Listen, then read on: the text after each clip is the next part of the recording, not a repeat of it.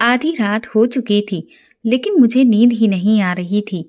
अजीब सी बेचैनी और चिंता मुझे चैन से बैठने भी नहीं दे रही थी। मैं अपने कमरे में टहल रही थी कि तभी मुझे नीचे गार्डन एरिया में एक साया नजर आया। ध्यान से देखा तो वो पापा थे। मैंने हैरान होते हुए खुद से सवाल किया कि पापा इतनी रात को यहाँ क्या कर रहे हैं। तभी अचानक मेरी नजर मेन गेट के पास पड़ी, जिसकी दराज से मुझे किसी के हाथ दिखाई दिए। ये देखकर मैं चौंक गई। पापा गेट के पास पहुंचे और तभी वो बाहर चले गए। मैंने तुरंत ही दौड़ लगा दी। बाहर निकलकर देखा कि पापा हमारे बगल वाले खाली जगह में बने गैराज में गए थे। रात काफी थी, मुझे डर लग रहा था, लेकिन गैराज के अंदर से अजीब सी आवाजें आ रही थीं। तभी मैंने गैराज के दरवाजे की दराज से जैसे ही अंदर झांक कर देखा तो मेरे पैरों तले से जमीन निकल गई थी, क्योंकि अंदर तो पापा एक औरत के साथ। दोनों की सांसें उस वक्त बहुत तेज थीं और अपने पापा को इस हालत में किसी औरत के साथ देखकर मेरे तो रोंगटे खड़े हो गए थे। मेरे लिए ये उनकी बेटी होने की वजह से बहुत ही शर्मनाक नजारा था, लेकिन वो दोनों तो अपनी ही धुन में इतने मगन थे कि उन्हें किसी भी चीज का कोई होश ही नहीं था।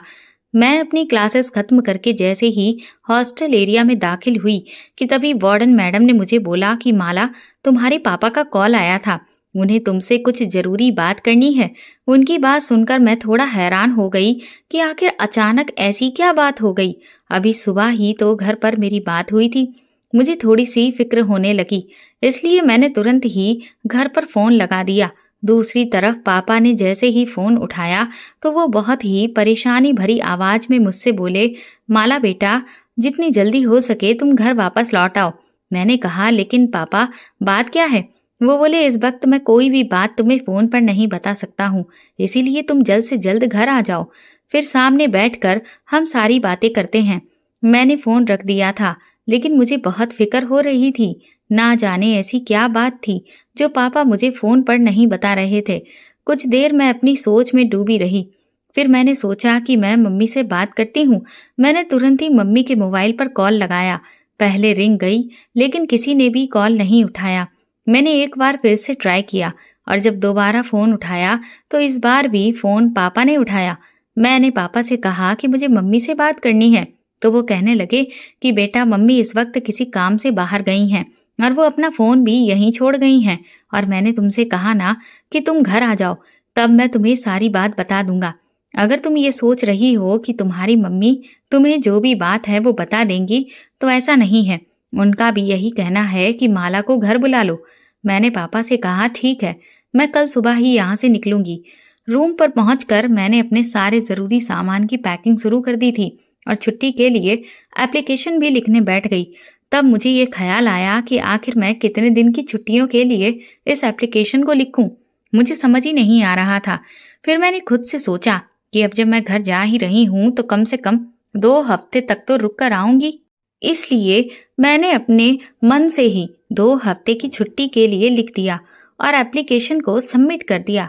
अगले दिन सुबह ही मैं अपने घर के लिए निकल गई, लेकिन मैं हर वक्त एक उलझन से घिरी हुई थी, क्योंकि मुझे समझ नहीं आ रहा था कि आखिर घर पर क्या बात हो गई है जो पापा ने मुझे इतनी इमरजेंसी में बुलाया है। और फिर पापा ने मम्मी को बताया तो होगा ही कि मेरा उनके पास फोन गया था, लेकिन फिर भी मम्मी ने एक बार भी पलटकर मुझे कॉल नहीं किया। मुझे कुछ भी समझ में नहीं आ रहा था। 3 घंटे के बाद मैं अपने घर के सामने थी। मैं जैसे ही घर के अंदर पहुंची तो मेरा छोटा भाई, जो मुझसे सिर्फ 1 साल ही छोटा था, रोहन, मेरे गले से आकर लग गया। वो मुझे देखकर बहुत खुश था। कहने लगा, दीदी, मैं तो कब से आपका इंतजार कर रहा हूँ। मैंने अभी तक इसीलिए खाना भी नहीं खाया। मैंने सोचा कि जब मेरी दीदी आ जाएगी तो मैं उसके साथ ही खाना खाऊंगा। मैंने उसके दोनों गालों को पकड़कर कस के खींचा। मैंने कहा, मुझे पता है तू मुझे ये मक्खनबाजी इसलिए कर रहा है क्योंकि तुझे मुझसे अपनी ट्रीट चाहिए। मैंने तुरंत ही अपने बैग से एक चॉकलेट का बॉक्स निकालकर उसके हाथ पर रख दिया। मुझे ये बात बहुत अच्छे से पता है कि मेरे भाई को चॉकलेट्स बहुत पसंद है, इसलिए मैं जब भी कॉलेज से घर वापस आती हूँ तो उसके लिए चॉकलेट लाना कभी भी नहीं भूलती। चॉकलेट लेकर वो किसी छोटे बच्चे की तरह खुश हो गया था और तुरंत ही चॉकलेट का डिब्बा लेकर सोफे पर बैठकर खाने लगा।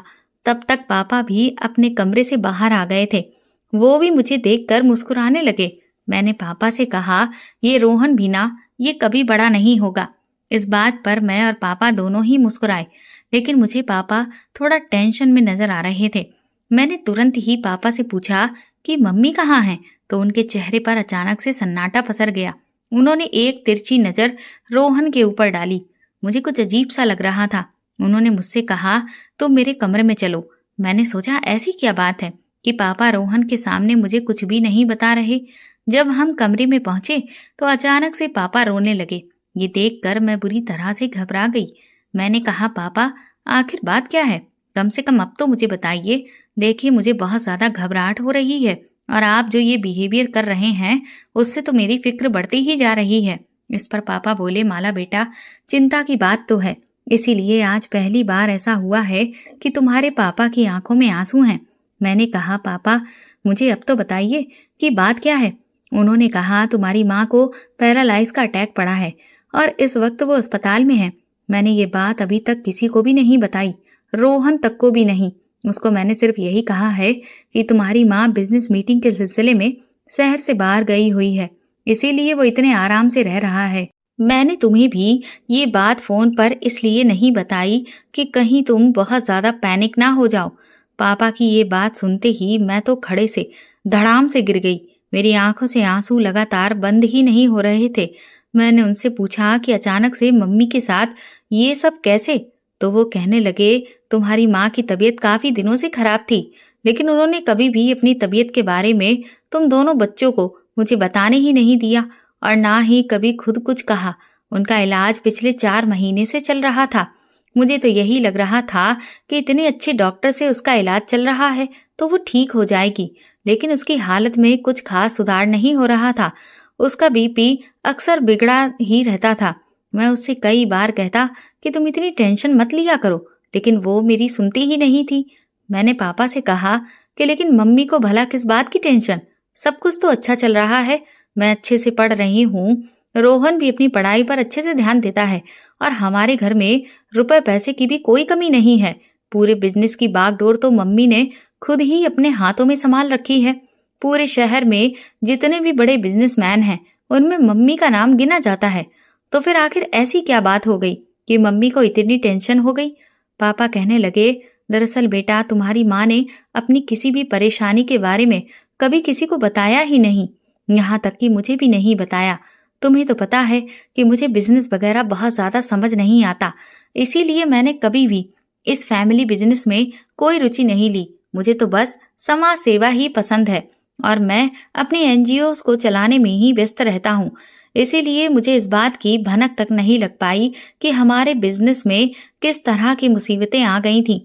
मैंने पापा से कहा कि आखिर आप कैसी मुसीबत की बात कर रहे हैं? पापा कहने लगे, दरअसल एक के बाद एक हमारी कंपनी के शेयर गिरते ही चले गए और हमारी कंपनी घाटे में जाने लगी। ये बात मुझे नहीं पता थी, लेकिन जब तुम्हारी माँ हद से ज्यादा टेंशन में रहने लगी तो मैंने उससे कई बार पूछने की कोशिश की, पर शुरू शुरू में तो उसने मुझे कुछ भी नहीं बताया।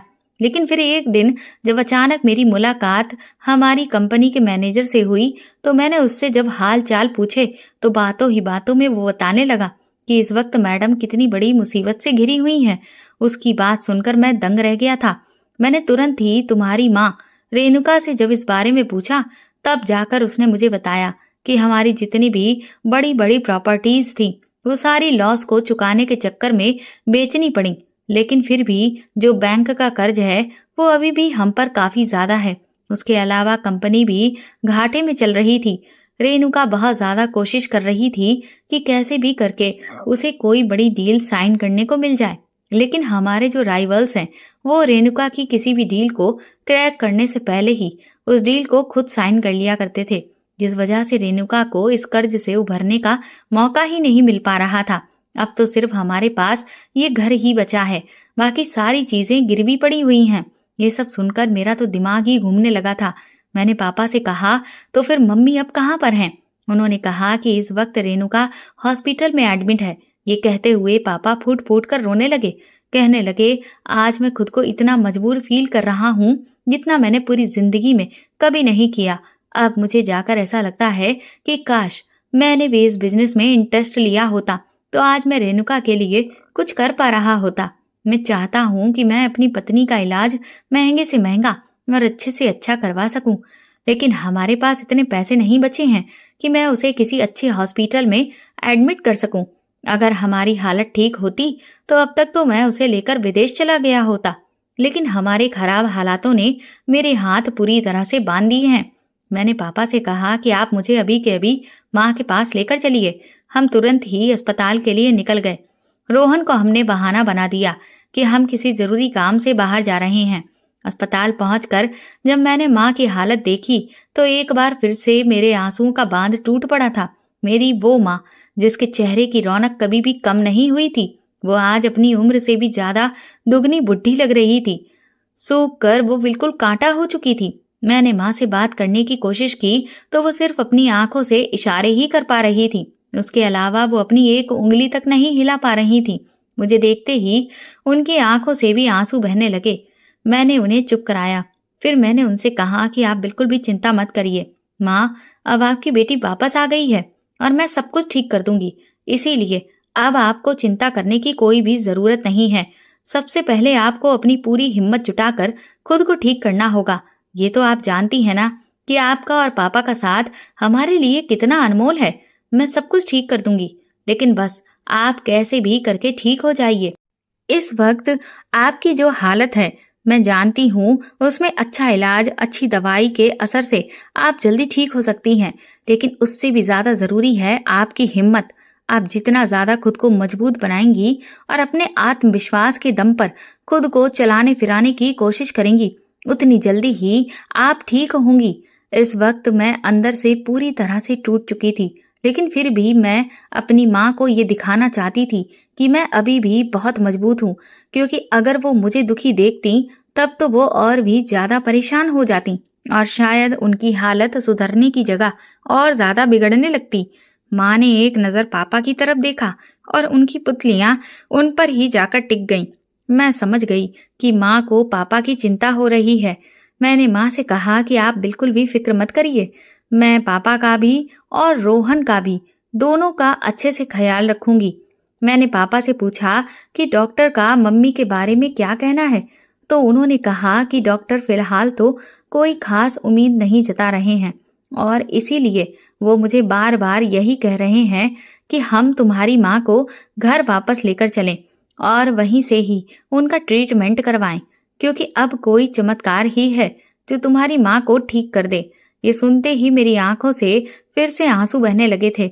मुझे कुछ भी समझ में नहीं आ रहा था कि अचानक से इतनी बड़ी मुसीबत मेरे घर पर कैसे आ गई थी। कहाँ तो मुझे ये लग रहा था कि सब कुछ ठीक है और कहाँ एक ही झटके में सब उजड़ गया था। 2 दिनों के बाद माँ को अस्पताल से डिस्चार्ज करके हम लोग वापस घर लौट आए थे और रोहन ने जब पहली बार माँ को इस हालत में देखा तो उसकी हालत खराब होने लगी। फिर मैंने उसे बहुत समझाया कि अगर हम माँ के सामने इस तरह से रोएंगे और खुद को कमजोर दिखाएंगे तो वो फिर जल्दी ठीक नहीं हो पाएंगी। इसलिए हमें खुद को मजबूत दिखाना होगा और माँ को हिम्मत देनी होगी कि वो हमारी खातिर खुद को जल्द से जल्द ठीक करने की कोशिश करें। मेरी बात रोहन को समझ आ गई थी और इसीलिए फिर दोबारा से उसने खुद को बिल्कुल भी कमजोर नहीं दिखाया। मैं दिन रात अपनी माँ की सेवा में लगी रहती थी, लेकिन अब मेरे सामने बहुत सारे सवाल खड़े थे। मेरा MBA का ये लास्ट सेमेस्टर था। इसके बाद मेरे हाथ में मेरी डिग्री होती और इस वक्त मेरे लिए मेरी पढ़ाई भी बहुत इम्पोर्टेंट थी, पर मैं ऐसी हालत में अपने घर वालों को छोड़कर कहीं नहीं जा सकती थी। इसीलिए मुझे कुछ भी समझ में नहीं आ रहा था कि अब मैं क्या करूं और बिजनेस की ABCD तक मुझे नहीं आती थी। अभी तो मैं सिर्फ उसकी पढ़ाई कर रही थी, लेकिन उसका कोई भी एक्सपीरियंस मेरे पास नहीं था।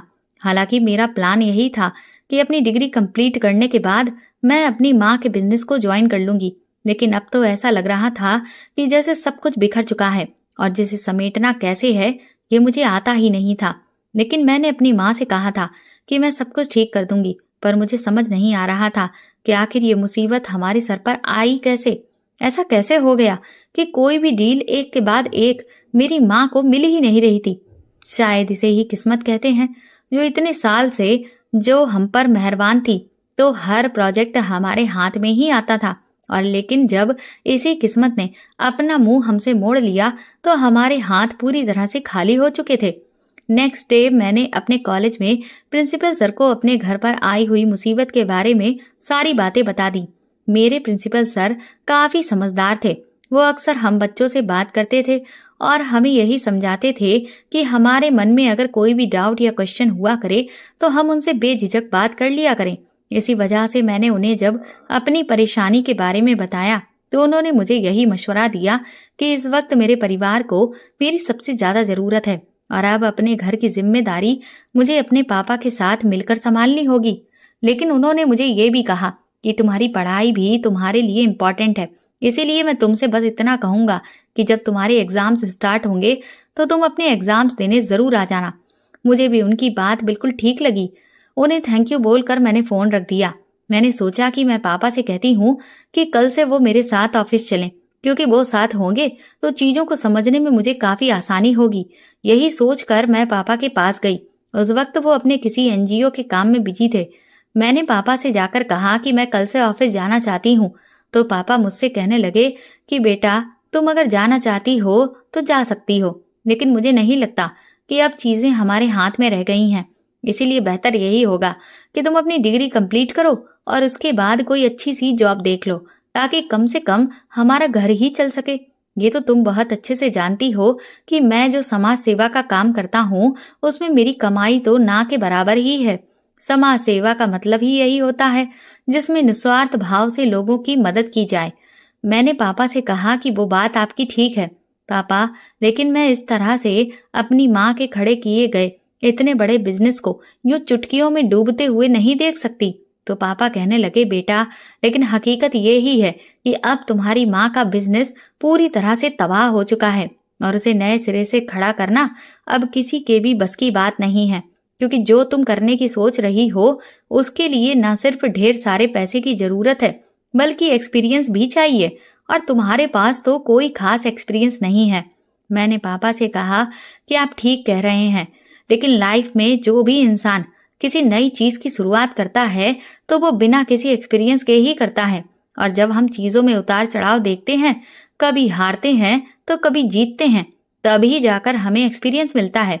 घर बैठे बैठे तो मुझे एक्सपीरियंस नहीं मिलने वाला ना पापा, उसके लिए तो मुझे बाहर निकलना पड़ेगा ना।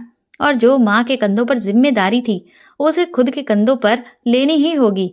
मैं इस तरह से हार नहीं मान सकती और इसीलिए इस समय मुझे आपका साथ चाहिए। मेरी इस बात पर पापा कुछ परेशान हो गए। वो कहने लगे माला बेटा, भला मैं तुम्हारा इसमें क्या सहारा दे सकता हूँ। मैंने पापा से कहा कि क्यों नहीं दे सकते पापा, आपको भले ही बिजनेस का एक्सपीरियंस नहीं है लेकिन लाइफ का तो है ना। आप मेरे साथ ऑफिस चलेंगे तो मुझे काफी तसल्ली मिलेगी। अगर कोई चीज मुझे समझ में नहीं आती है तो कम से कम वहां पर आप होंगे जिसके जरिए मैं चीजों को समझ सकती हूँ। लेकिन पापा ने ऑफिस जाने से साफ इनकार कर दिया। वो कहने लगे देखो माला बेटा, ये तुम्हारी जिद है और मैं तुम्हारी इस जिद में तुम्हारा साथ नहीं दे सकता। हो सके तो मुझे माफ कर देना, क्योंकि मैं बिजनेस के बारे में कुछ भी नहीं जानता और मैं तुम्हें भी यही राय दूंगा कि तुम अब अपनी ये जिद छोड़ दो, क्योंकि कुछ ही दिनों में जो भी हमारी प्रॉपर्टीज हैं उन पर बैंक कब्जा कर लेगा और फिर तो वैसे भी कुछ भी नहीं बचेगा, सिर्फ ये घर ही रह जाएगा और घर चलाने के लिए तो तुम्हें नौकरी करनी ही होगी। इतना कहकर पापा अपने कमरे से बाहर चले गए। मैं हैरान परेशान सी पापा को जाते हुए देख रही थी। मुझे समझ में नहीं आ रहा था कि जिद मैं लेकर बैठी हूँ या फिर पापा। भला मेरे पापा मेरा साथ क्यों नहीं दे रहे हैं। वो माँ को तो बहुत प्यार करते हैं, तो फिर उनके बिजनेस से वो उतना ही लगाव क्यों नहीं रखते। मुझे नहीं पता कि मैं माँ के बिजनेस को दोबारा फिर से खड़ा कर पाऊंगी या नहीं, लेकिन कम से कम वो मेरा साथ तो दे सकते थे। कम से कम हम दोनों मिलकर एक कोशिश तो कर सकते थे, लेकिन उन्होंने तो उस कोशिश में भी मेरा साथ देने से साफ इनकार कर दिया। शायद उन्हें अपनी समाज सेवा और एनजीओ से इतना ज्यादा प्यार है कि उन्हें बाकी और कुछ दिखाई ही नहीं दे रहा है। इस बात से मुझे थोड़ा पापा से नाराजगी तो हो गई थी, लेकिन फिर भी मैंने सोचा कि ये जिम्मेदारी मेरी है तो इसे निभाना भी मुझे होगा। अब चाहे मुझे अकेले ही सारी चीजों का सामना क्यों ना करना पड़े, लेकिन मैं पीछे नहीं हटूंगी। अगले दिन सुबह ऑफिस जाने से पहले मैंने माँ का हाथ अपने हाथ में थामकर उनसे कहा कि आपका आशीर्वाद ही मुझे अब बहुत सख्त ज़रूरत है, क्योंकि आज आपकी बेटी पहली बार आपके बिजनेस को दोबारा से खड़ा करने की तरफ अपना पहला कदम बढ़ा रही है।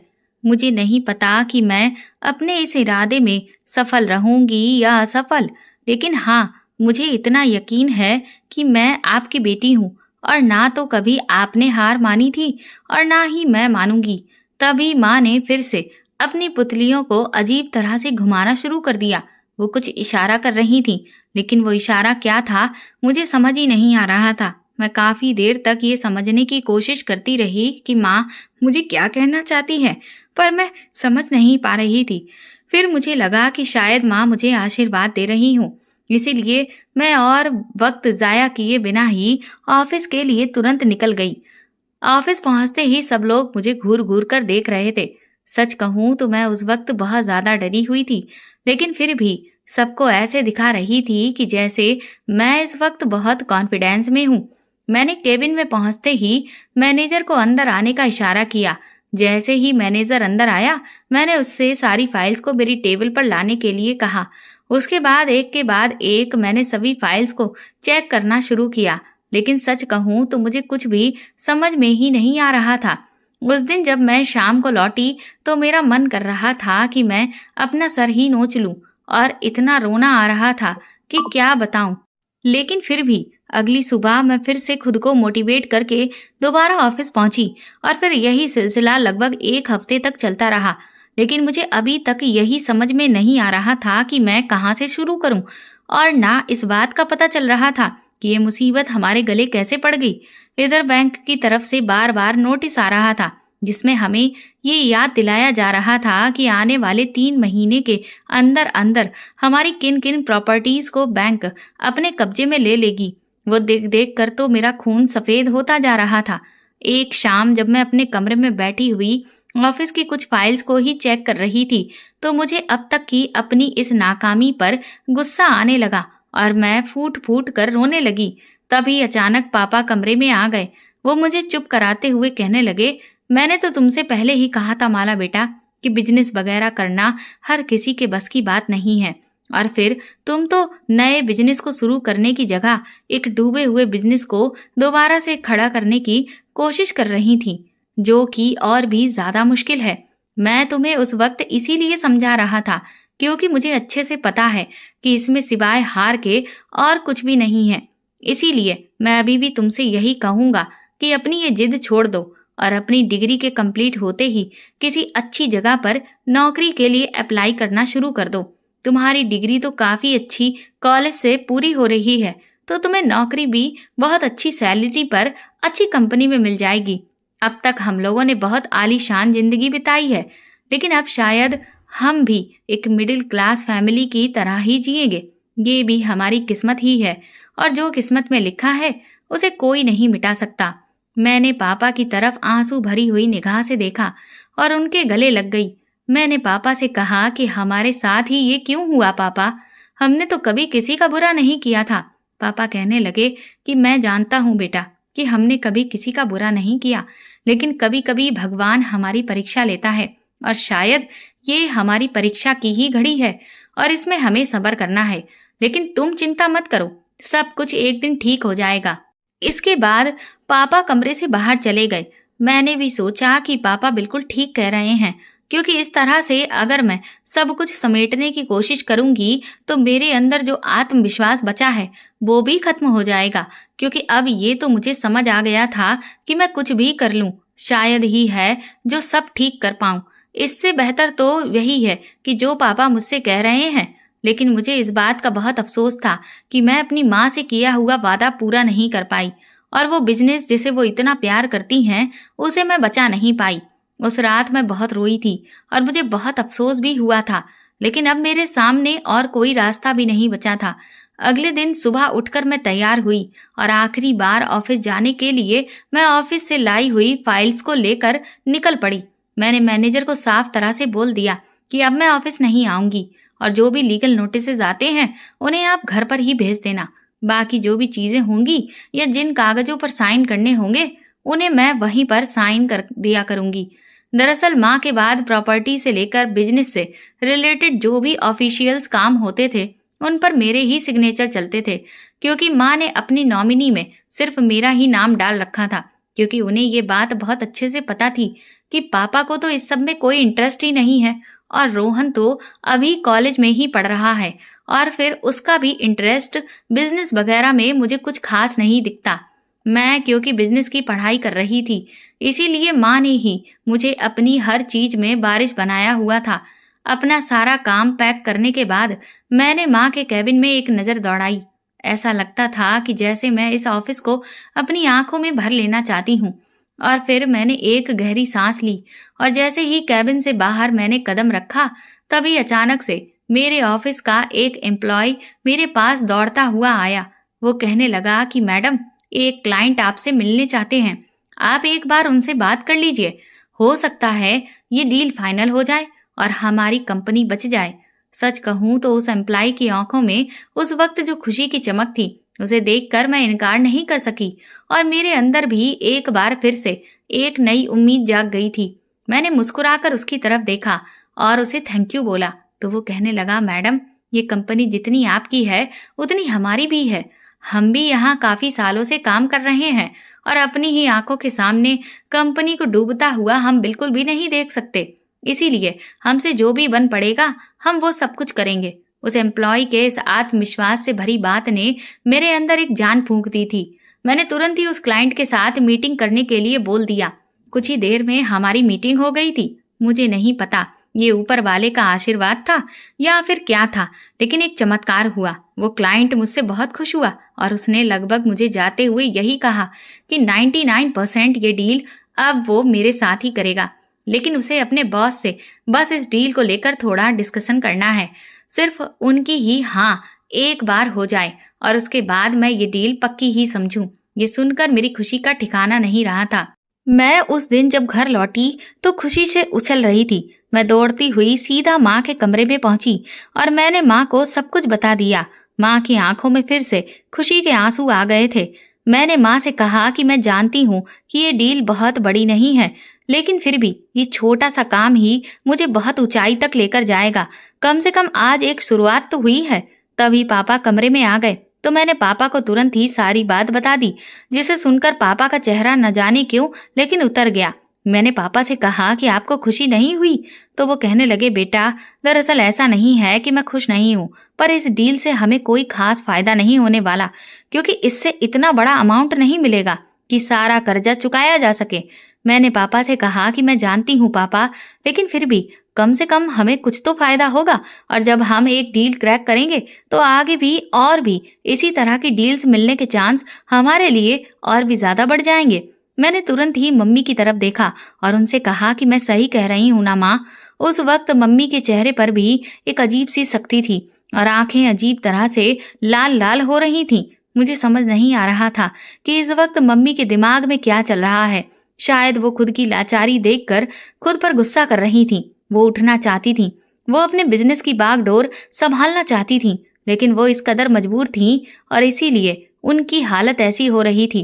पापा कमरे से जा चुके थे, पर मुझे पापा का ये रवैया बिल्कुल भी अच्छा नहीं लग रहा था, क्योंकि पापा बार बार मेरी हिम्मत को तोड़ने की कोशिश कर रहे थे। अगर उन्हें बिजनेस में कोई इंटरेस्ट नहीं है तो इसका मतलब ये तो नहीं है कि वो मुझे भी इस दिशा में कदम बढ़ाने से रोकें।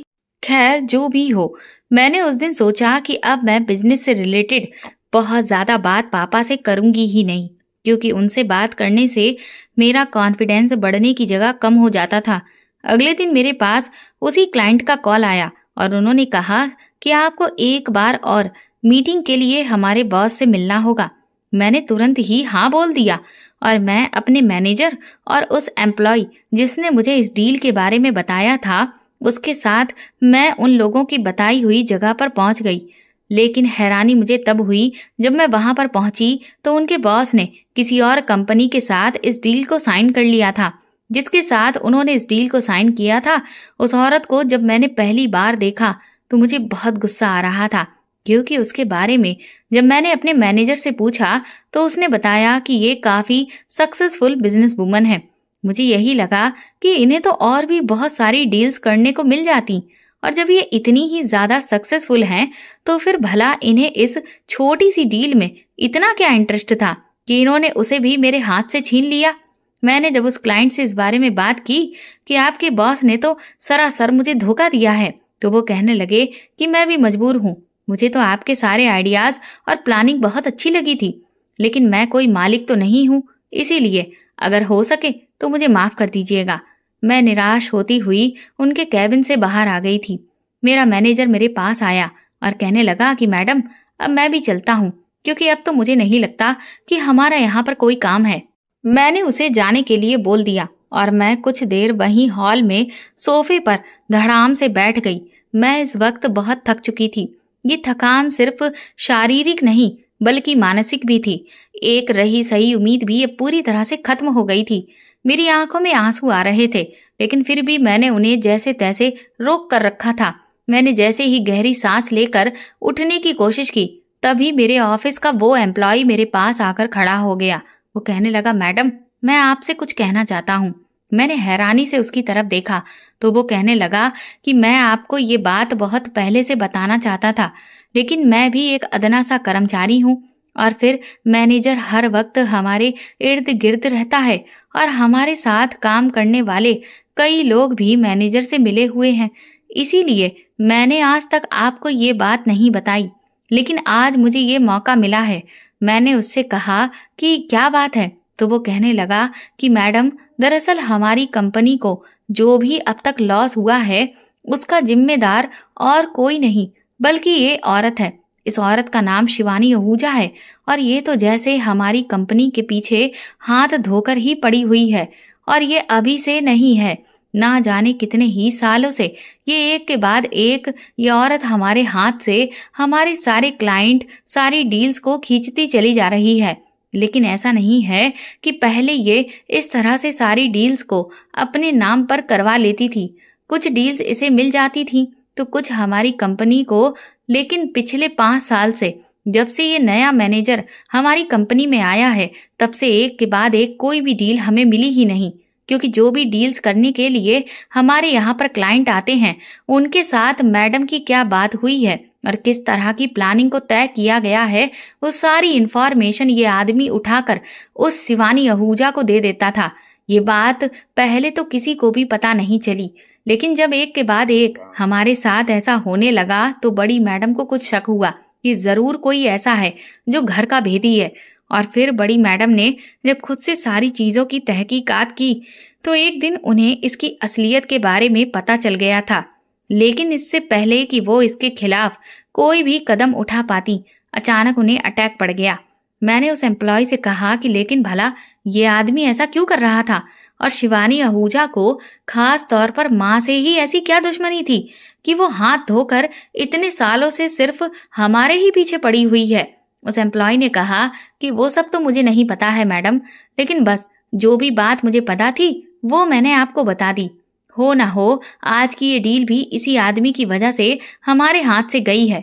अब मुझे सारी तस्वीर साफ नजर आने लगी थी। मुझे उस मैनेजर पर उस वक्त बहुत गुस्सा आ रहा था।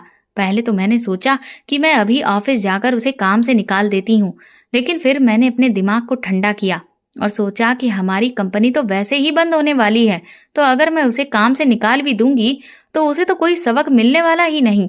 और फिर उसे निकालने से ज्यादा जरूरी ये है कि मुझे इस बात की जड़ पता चले कि शिवानी आहूजा इस कदर माँ के पीछे क्यों पड़ी हुई है कि वो उन्हें पूरी हद तक बर्बाद कर देना चाहती है। मैंने सोचा कि मैं इस औरत के बारे में खुद से ही सारी बातों को पता करूंगी, और फिर मैं जहां जहां से भी उसको लेकर डिटेल निकलवा सकती थी वहां वहां पर मैंने बात की। लेकिन मुझे ज्यादा कुछ उसके बारे में पता नहीं चला, और ना ही ऐसी कोई बात पता चली जिससे मुझे ये लगे कि उसका कोई पुराना कनेक्शन मेरी माँ से हो, क्योंकि कोई भी ऐसा इंसान मुझे नहीं मिला जो उस औरत को सालों से जानता हो। मुझे समझ नहीं आ रहा था कि मैं इस पहेली को भला कैसे सुलझाऊं। जब मैं घर पहुंची तब भी मैं बहुत परेशान थी।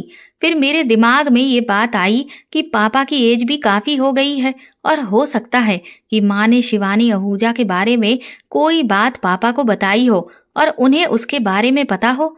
इसलिए मैंने पापा से शिवानी आहूजा के बारे में पूछा, लेकिन उसका नाम सुनते ही ऐसा लगा कि जैसे पापा का चेहरा सफेद पड़ गया हो। मैंने पापा से कहा कि आप उसके बारे में कुछ जानते हैं क्या? तो वो लड़खड़ाई हुई जुबान से इनकार करने लगे।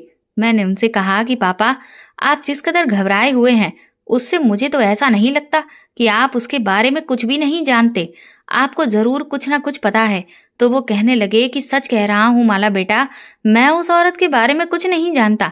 मुझे तो बस तुम्हारी माँ ने सिर्फ इतना बताया था कि वो औरत तुम्हारी माँ से कंपटीशन कर रही है और उसे बिजनेस की फील्ड में हरा देना चाहती है। बस इससे ज्यादा मैं कुछ भी नहीं जानता। मैंने मन में सोचा कि इतना तो मुझे खुद उस एम्प्लॉय ने ही बता दिया है, लेकिन इससे तो मेरी कोई भी खास मदद नहीं होने वाली। सोचने वाली बात यह है कि कोई भी इंसान किसी के पीछे इतने सालों से अगर इस हद तक पड़ा हुआ हो तो इसके पीछे जरूर कोई ना कोई बड़ा मकसद होता है। लेकिन आखिर वो क्या हो सकता है, ये मुझे समझ नहीं आ रहा था। अगले दिन मैं माँ को लेकर अस्पताल गई क्योंकि मुझे उनके कुछ चेकअप करवाने थे। मुझे ये देखना था कि उनकी हेल्थ में कितनी प्रोग्रेस हो रही है। पापा तो अपने एनजीओ के काम से आज बाहर गए हुए थे, इसीलिए मैंने उनसे इस बारे में कोई भी बात नहीं की। माँ के सारे चेकअप कराने के बाद मैं जब रिपोर्ट्स का इंतजार कर रही थी, उसी वक्त वहां पर एक नर्स आई। उसने मुझसे पूछा कि आप रेणुका सिंघानिया की बेटी माला सिंघानिया है ना? मैंने उससे कहा कि हाँ। क्या बात है? तो उसने पहले तो यहाँ वहां देखा और उसके बाद मुझे कुछ हाथ में पकड़ाया और धीरे से कहा कि ये मुझे आपकी माँ ने दिया था। उस वक्त उनके हाथ थोड़े बहुत काम कर रहे थे और उन्होंने मुझसे बस इतना ही कह पाया था कि इसे मैं उनकी बेटी माला सिंघानिया को दे दूं। उसके बाद उस नर्स ने मुझसे जो बात कही उसे सुनकर मैं दंग रह गई। वो कहने लगी, मेरी आपसे रिक्वेस्ट है कि आप अपनी माँ को किसी और डॉक्टर के पास लेकर जाएं। मैंने उससे कहा कि ये आप क्या कह रही हैं? तो वो कहने लगी कि मैं आपसे बहुत ज्यादा बात नहीं कर सकती, लेकिन आपकी माँ के मुझ पर बहुत एहसान है और मैं उनके साथ कुछ भी गलत होता हुआ नहीं देख सकती। इसीलिए मेरी बस यही रिक्वेस्ट है कि अगर आप उन्हें ठीक होते हुए देखना चाहती हैं तो आज के बाद उन्हें इस अस्पताल में लेकर कभी भी मत आइएगा। इतना कहकर वो वहां से चली गई। मैं हैरान परेशान सी उसी जगह पर खड़ी थी। मुझे तो समझ ही नहीं आ रहा था कि ये सब हो क्या रहा है। ऐसा लग रहा था कि जैसे मेरे चारों तरफ साजिशों का एक जाल बिछा हुआ है। अभी तक मुझे सारी चीजें नॉर्मल लग रही थीं, लेकिन ऐसा नहीं था। ये सब कुछ बहुत बड़ा था, लेकिन आखिर क्यों और किस लिए? मैंने तुरंत ही अपने हाथ में पकड़े हुए उस कागज को देखा तो उसमें एक विजिटिंग कार्ड था और एक छोटा सा पेपर नोट जिस पर मेरी माँ की हैंडराइटिंग थी। मम्मी ने उस पर लिख रखा था, डोंट बिलीव योर डैड। उससे आगे भी उन्होंने कुछ लिखने की कोशिश की थी, लेकिन शायद उस वक्त तक उनके हाथों ने उनका साथ छोड़ दिया था और इसीलिए वो कुछ लिख नहीं पाई। वो पढ़कर मैं दंग रह गई थी कि भला माँ ने ऐसा क्यों कहा कि मैं पापा का विश्वास ना करूं। अब मुझे दाल में कुछ काला नजर आने लगा। जरूर कोई ऐसी बात है जो माँ मुझे बताना चाहती थी, लेकिन उन्होंने पापा को लेकर ऐसी बात क्यों कही? पापा तो मम्मी से कितना प्यार करते हैं। मुझे कुछ समझ नहीं आ रहा था। मैं इस वक्त भयंकर उलझन का शिकार हो चुकी थी। फिर मैंने उस विजिटिंग कार्ड को पढ़ा। उसमें किसी अजय रावत का नाम लिखा हुआ था, जो कि उत्तराखंड का कोई बिजनेसमैन था। लेकिन वो कौन था मुझे नहीं पता। मैंने तो पहली बार इस नाम को सुना था, लेकिन मुझे ऐसा लगा कि जब माँ ने इस विजिटिंग कार्ड को मुझे तक पहुंचवाया है तो जरूर इसके पीछे कोई बड़ा मकसद होगा और मुझे इस इंसान से हर हाल में मिलना ही होगा। शायद मेरे जो भी सवाल हैं उनके जवाब मुझे इस आदमी से मिल जाएं। यही सब सोचते हुए मैं घर पहुंच गई थी और मैंने अपनी पैकिंग शुरू कर दी, क्योंकि अगली सुबह मुझे उत्तराखंड के लिए निकलना था। इस वक्त पापा कमरे में आए और उन्होंने जब मुझे सामान पैक करते हुए देखा तो वो पूछने लगे कि माला बेटा, तुम क्या कहीं जा रही हो? मैं तो एकदम से घबरा गई थी। मुझे कुछ समझ नहीं आया, लेकिन मैंने ये बात सोच ली थी कि पापा को मुझे कुछ भी नहीं बताना है, क्योंकि कहीं ना कहीं माँ शायद मुझे ये चेतावनी देना चाहती है कि मुझे इस वक्त तो पापा पर विश्वास नहीं करना है और उन्हें कुछ भी नहीं बताना है। बाकी पूरी हकीकत क्या है वो जब आने वाले समय में मुझे पता चलेगी तब की तब देखी जाएगी। मैंने पापा से झूठ बोल दिया। मैंने कहा कि दरअसल प्रिंसिपल सर का फ़ोन आया था, कॉलेज में कुछ काम पड़ गया है जहाँ सभी स्टूडेंट के साइन चाहिए। बस मैं सिर्फ 1 दिन के लिए जा रही हूँ, परसों मैं वापस आ जाऊंगी। गनीमत ये थी कि पापा ने मेरी बात पर विश्वास कर लिया। वो कहने लगे कि ध्यान से जाना और अपना ख्याल रखना। इतना कहकर वो चले गए थे। इसके बाद रात को मैं माँ के कमरे में गई। मैंने उनकी जितनी भी दवाइयाँ थीं उन सब की एक एक तस्वीर अपने फ़ोन में खींच ली थी, क्योंकि मुझे अब ये भी पता लगाना था कि वो नर्स उस डॉक्टर से इलाज करवाने के लिए क्यों मना कर रही थी। मैंने माँ को बताया कि मुझे उनका वो नोट मिल गया है और मैं कल सुबह ही अजय रावत से मिलने के लिए जा रही हूँ। मुझे माँ की आंखों में एक चमक नजर आई। अगली सुबह मैं उत्तराखंड के लिए निकल गई थी और जब मैं वहाँ पहुँची तो अजय रावत का ऑफिस ढूंढने में मुझे कोई खास तकलीफ नहीं हुई, क्योंकि वहाँ पर लगभग हर कोई उन्हें अच्छे से जानता था। वो बहुत बड़े इंडस्ट्रियलिस्ट थे। मैंने उनकी रिसेप्शनिस्ट से जब अजय रावत से मिलने के लिए कहा तो उन्होंने पहले तो मुझे मना कर दिया कि सर के पास बिल्कुल भी टाइम नहीं है, आप अपॉइंटमेंट ले लीजिए और 1 हफ्ते के बाद आइएगा। लेकिन मैंने फिर रिसेप्शनिस्ट से बहुत रिक्वेस्ट की कि मेरा उनसे मिलना बहुत अर्जेंट है। मैं किसी बिजनेस के सिलसिले में उनसे मिलने नहीं आई हूँ, बल्कि मेरा पर्सनल मैटर है। आप प्लीज़ एक बार उनको कॉल करके ये बता दीजिए कि रेणुका सिंघानिया के घर से कोई आया है। मैंने सोचा कि अगर मेरी माँ अजय रावत को जानती हैं तो हो ना हो अजय रावत भी मेरी माँ के बारे में ज़रूर जानते होंगे। शायद वो उनका नाम सुनकर मुझसे मिलने के लिए राजी हो जाएं। रिसेप्शनिस्ट को मुझ पर रहम आ गया और उसने जब कॉल लगाकर अजय रावत से बात की तो उन्होंने तुरंत ही रिसेप्शनिस्ट को बोला कि मुझे उनके कैबिन में भेजा जाए। रिसेप्शनिस्ट ने भी हैरान थी कि जो आदमी इतना बिजी रहता है उसने ये नाम सुनते ही तुरंत हाँ कैसे कर दी। मैं भी जल्दी से सर के कैबिन में पहुंची। उनकी उम्र लगभग मेरी माँ के जितनी ही होगी, लेकिन उनका चेहरा बहुत दमक रहा था। कैबिन में घुसते ही उन्होंने बहुत ही प्यार से मुझे बिठाया और उन्होंने पूछा कि तुम रेणुका सिंघानिया को कैसे जानती हो।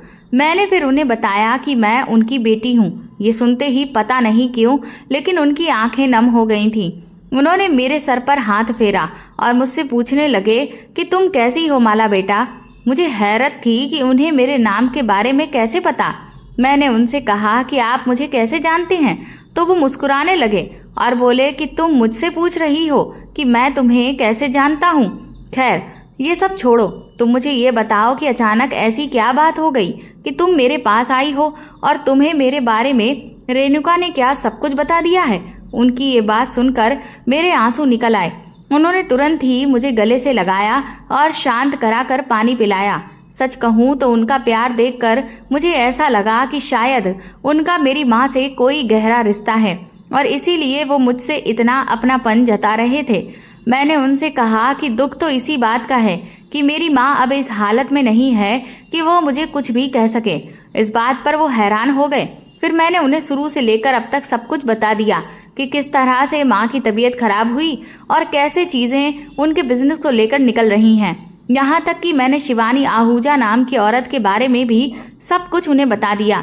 मेरी पूरी बात सुनने के बाद वो कहने लगे, ये तो मुझे पहले से ही पता था कि यही होना है, लेकिन वो आदमी इतना गिर जाएगा ये मैंने कभी नहीं सोचा था।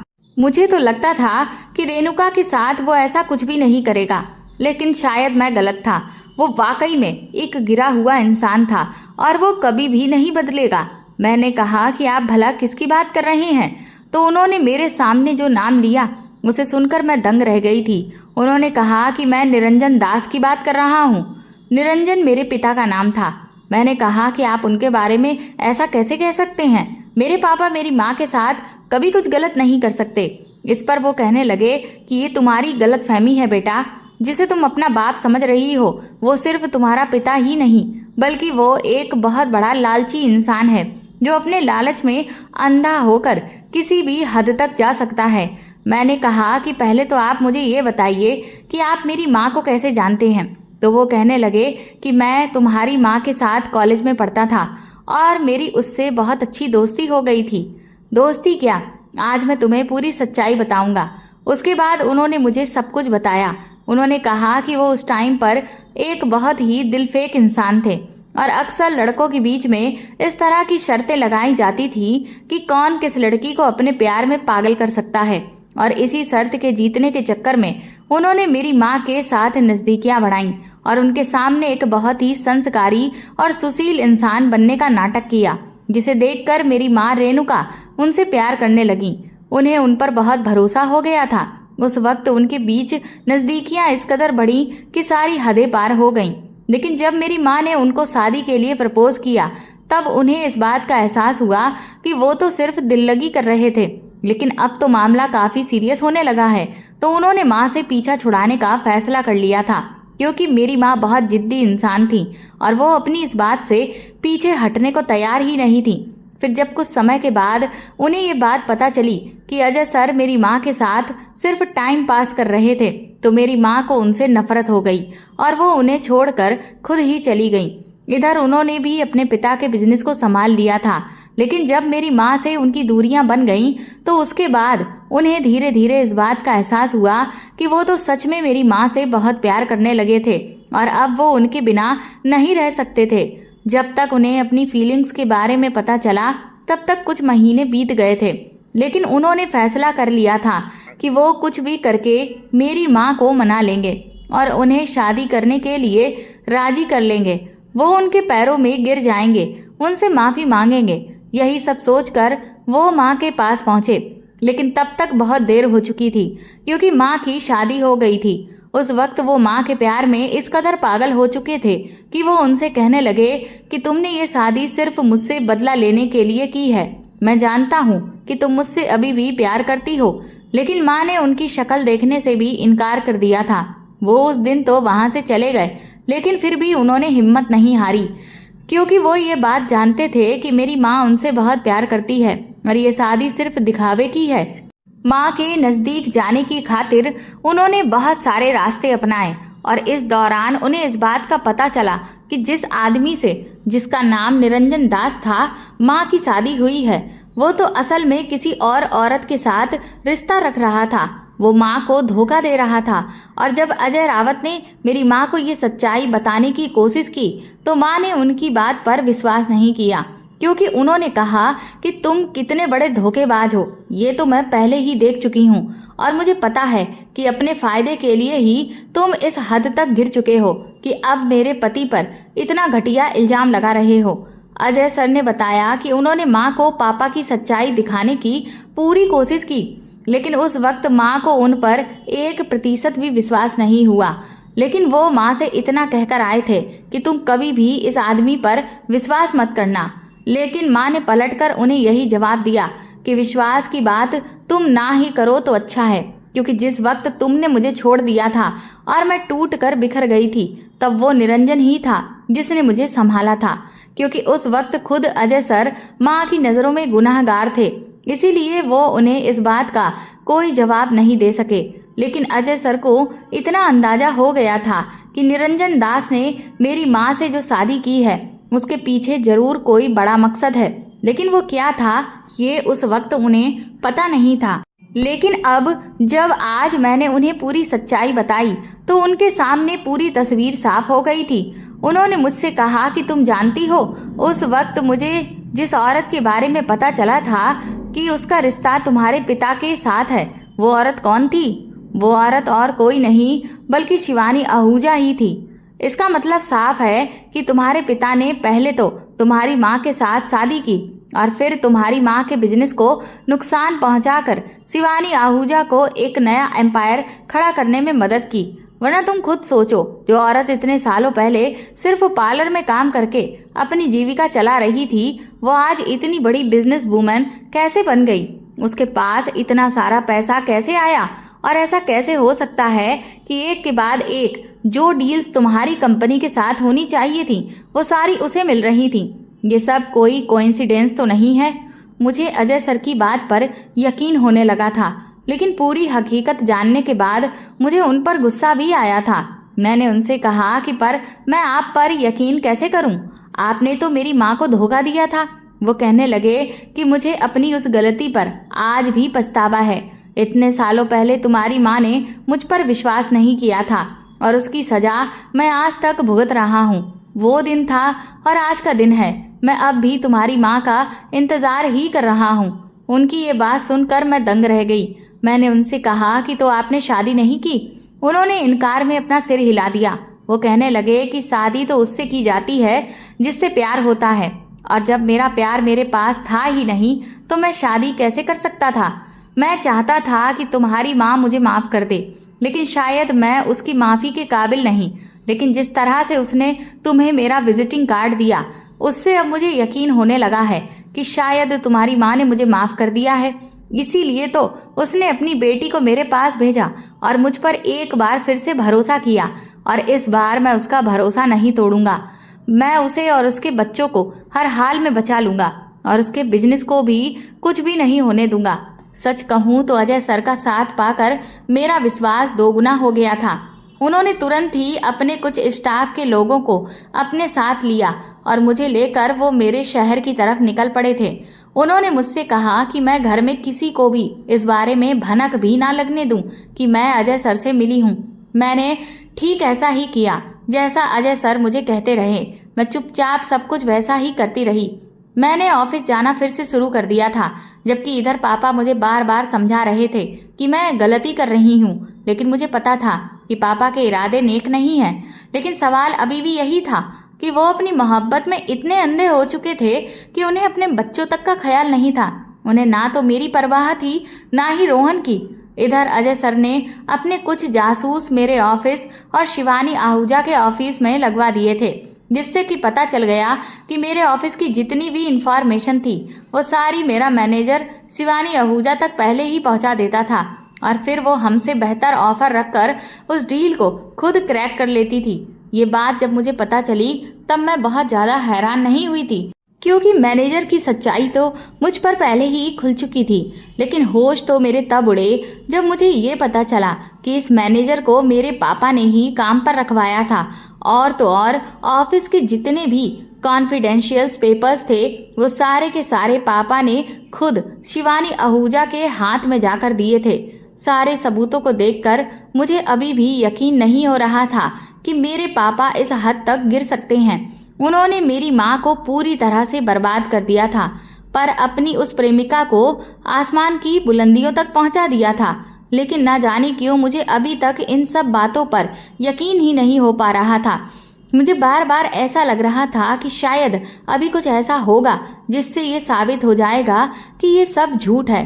उसी रात मैं यही सब सोचते हुए बेचैनी से अपने कमरे में टहल रही थी कि तभी आधी रात के वक्त मैंने खिड़की से पापा को गार्डन एरिया से होते हुए मेन गेट पर जाते हुए देखा, जिससे मैं सतर्क हो गई, क्योंकि अब तो मुझे पापा पर शक हो चुका था। मैंने मेन गेट पर नजर डाली तो उसके दराज से मुझे किसी औरत के हाथ दिखाई दिए। मैं भी तुरंत ही लपक कर नीचे उतर कर गई और पापा का पीछा किया। पापा हमारे घर के बगल वाली जगह में बने हुए गैराज में उस औरत के साथ जा रहे थे, लेकिन मैं उस औरत का चेहरा नहीं देख पाई थी। कुछ देर के बाद मैं जब गैराज के पास पहुंची तो वहां से बहुत अजीबोगरीब आवाजें आ रही थीं, जिन्हें सुनकर मुझे घबराहट सी होने लगी। लेकिन फिर भी मैंने हिम्मत करके गैराज के दरवाजे से अंदर झांक कर देखा तो उस वक्त मैंने पापा और उस औरत को जिस हालत में देखा, उसे देखकर मैं शर्म से पानी पानी हो गई थी और मेरा दिल खून के आंसू रोने लगा था, क्योंकि मेरा बाप मेरी माँ को धोखा दे रहा था। और बिजली तो मेरे ऊपर तब गिरी जब मैंने उस औरत का चेहरा देखा। वो औरत और कोई नहीं बल्कि शिवानी आहूजा ही थी। काफी देर तक वो दोनों अपनी धुन में मगन रहे। उसके बाद पापा ने शिवानी को गले लगाते हुए कहा कि तुम भी ना अभी भी बच्चों जैसी ही हरकतें करती हो। अब तो तुम्हारे पास पैसों की कोई कमी नहीं है, हम किसी होटल में भी तो मिल सकते थे। तो शिवानी कहने लगी कि लेकिन जो मजा इस गैराज में है वो उस होटल में नहीं। तुम्हें नहीं पता कि मैं तुम्हारी याद में कितना तड़पती रहती हूँ। तो पापा उसे बड़े प्यार से कहने लगे कि बस कुछ दिनों की बात और है, इस औरत का जो भी बचा है वो सारा बिक जाएगा और उसके बाद मैं इन दोनों माँ बेटी को घर से बाहर निकाल दूंगा। उसकी बेटी मुझ पर बहुत विश्वास करती है, तो मैं बहाने से उससे घर के कागजों पर साइन करवाकर ये घर अपने नाम करवा लूंगा और उन दोनों माँ बेटी के हाथ में कटोरा पकड़ा दूंगा। फिर हम दोनों हमारे बेटे के साथ आराम से रहेंगे और ऐश की वो जिंदगी जिएंगे जिसके हम दोनों ने साथ में मिलकर सपने देखे थे। ये सब सुनकर मेरे पैरों तले से जमीन निकल चुकी थी। शायद मुझे इसी पल का इंतजार था जब मैं अपने बाप की सच्चाई अपनी आंखों से देख सकती थी। इसका मतलब ये था कि रोहन मेरी माँ का बेटा नहीं था, वो तो शिवानी का बेटा था। लेकिन आखिर ये सब कैसे? मुझे तो ऐसा लग रहा था कि जैसे कुछ सवालों के जवाब मुझे मिल रहे थे, लेकिन साथ ही हजार और नए सवाल खड़े होते जा रहे थे, क्योंकि अजय सर अब मेरी पूरी तरह से मदद कर रहे थे। उन्होंने मेरी कंपनी में पैसा भी इन्वेस्ट कर दिया था, जिस वजह से अब कुछ ही महीनों में मेरी कंपनी को काफ़ी सारे प्रोजेक्ट्स मिलने लगे और मैंने एक एक करके बैंक का लोन चुकाना शुरू कर दिया था।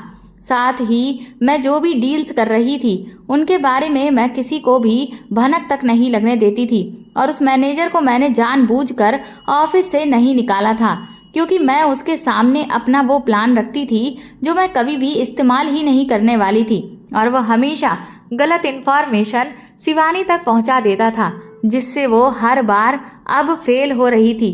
इधर माँ को जब मैंने किसी दूसरे डॉक्टर के पास जाकर दिखाया, तब जाकर मुझे और अजय सर को ये पता चला कि उन्हें गलत दवाई और गलत इंजेक्शन देकर जानबूझकर इस हालत में पहुंचाया गया है। इसका मतलब साफ था कि ये सब कुछ करने वाला और कोई नहीं बल्कि मेरा वो बाप ही था। अजय सर ने मम्मी को ठीक करने की जिम्मेदारी अपने कंधों पर ले ली थी और उन्होंने मम्मी को अपने कुछ पहचान के लोगों के साथ विदेश इलाज कराने के लिए भेज दिया था। इधर पापा बार बार मुझसे ये सवाल करते रहते थे कि मैं मम्मी को कहाँ लेकर गई हूँ, क्योंकि वो बहुत परेशान हो रहे थे। उन्हें डर लग रहा था कि कहीं मम्मी ठीक ना हो जाएं।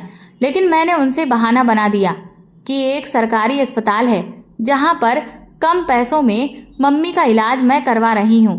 पर फिर भी वो मुझसे बार बार दबाव बनाकर ये पूछने की कोशिश कर रहे थे कि वो अस्पताल कौन सा है, लेकिन मैंने उन्हें कुछ भी नहीं बताया।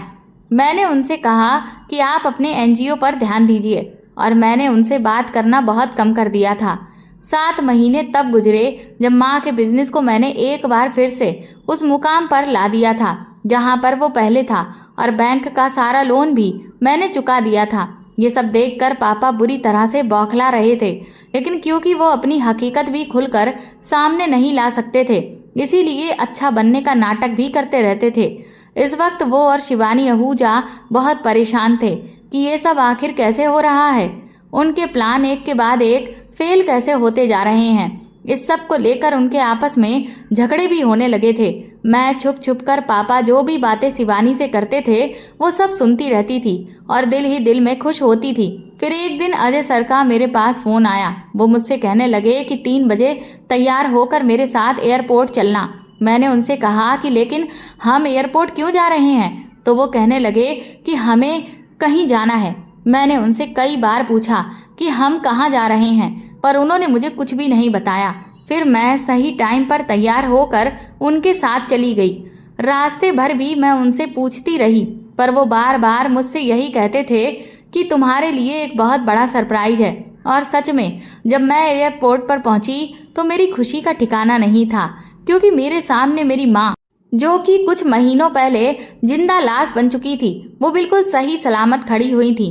मुझे देखते ही मैं भी इधर से दौड़ पड़ी और उधर से मेरी माँ भी खुद अपने पैरों पर चलती हुई मेरे पास आई और उन्होंने मुझे गले से लगा लिया। काफ़ी देर तक हम दोनों माँ बेटी एक दूसरे से गले लगकर रोते रहे।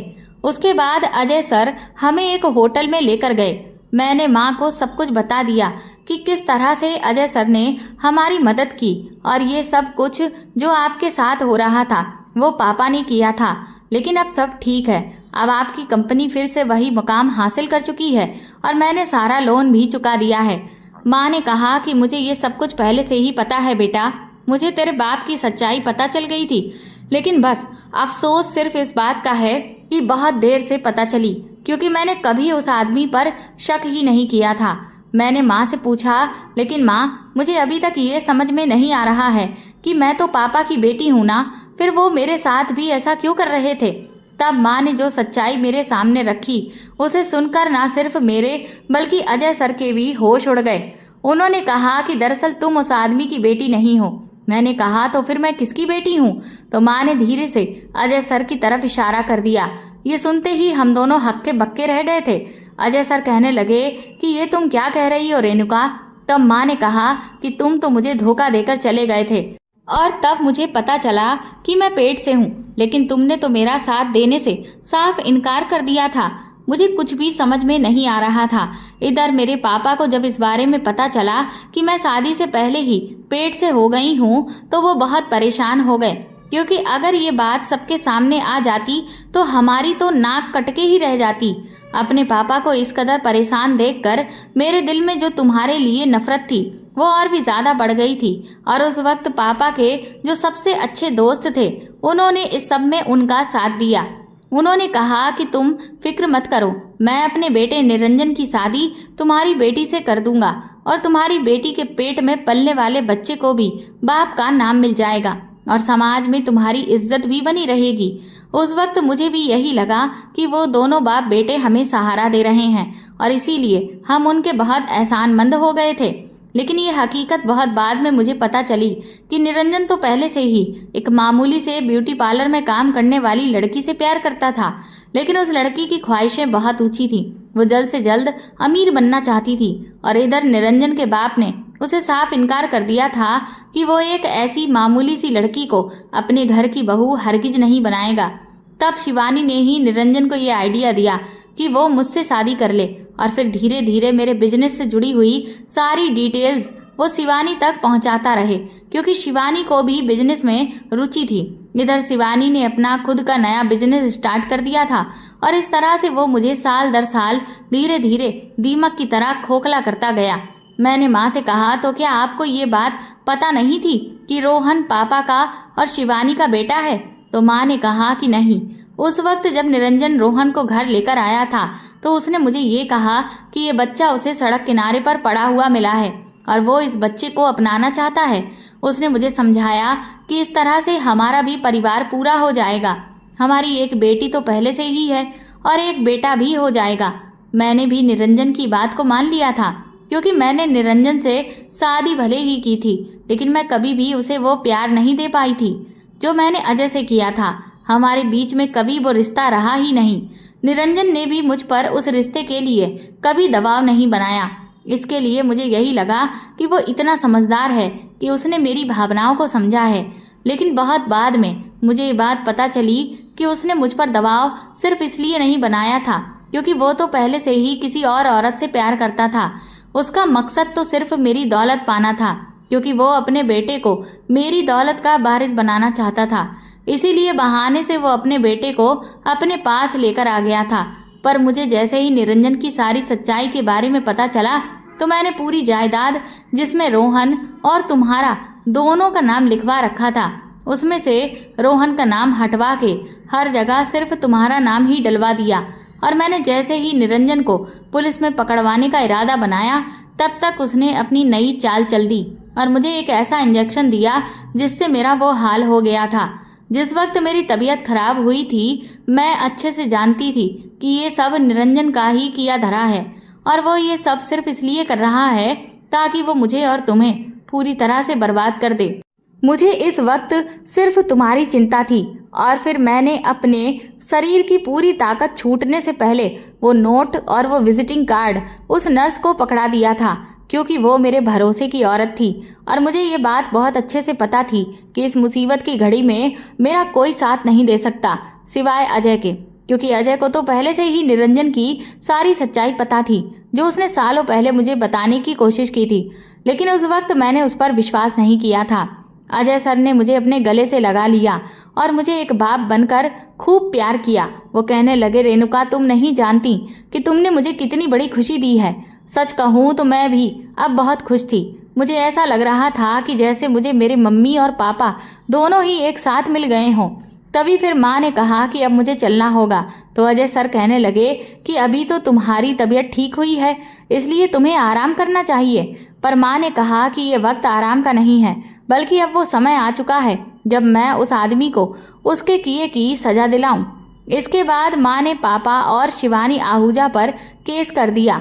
इतने दिनों में अजय सर ने उनके खिलाफ बहुत सारे सबूत जुटा लिए थे, जिसमें साफ तौर पर यह साबित हो रहा था कि पापा ने किस तरह से धोखाधड़ी करके मम्मी की कंपनी को नुकसान पहुंचाया और साथ ही डॉक्टर से कहकर उन्हें जानबूझकर ऐसी दवाइयां दिलवाईं ताकि वो पूरी तरह से अपाहिज हो जाएं। कुछ टाइम तक ये केस चला और फिर उन दोनों को उनके किए की सजा मिल गई। इस पूरी सच्चाई के अलावा ये सच भी सामने आ गया था कि पापा किसी भी एनजीओ का या समाज सेवा का कोई काम नहीं करते थे। दरअसल उसके बहाने से वो शिवानी आहूजा के साथ समय बिताते थे और हमारे खिलाफ प्लानिंग करते थे। इधर रोहन इस पूरी सच्चाई को सुनने के बाद बहुत बदहवास था, क्योंकि वो तो हमेशा से मेरी माँ को ही अपनी माँ मानता था और इस सब में रोहन की कोई गलती भी नहीं थी। इसीलिए माँ ने उसे यही कहा कि मैं कल भी तुम्हारी माँ थी और आज भी मैं तुम्हारी माँ हूँ। ये सुनकर रोहन खुशी से झूम उठा था और उसने माँ को अपने गले से लगा लिया था। आज वो दिन है जब मैं अपने असली मम्मी पापा के साथ सुकून की ज़िंदगी बिता रही हूँ। रोहन को हमने हायर स्टडीज़ के लिए अब्रॉड भेज दिया है और मैंने अब अपने पापा का बिजनेस ज्वाइन कर लिया है और माँ पहले की तरह अपने बिजनेस को फिर से संभालने लगी हैं।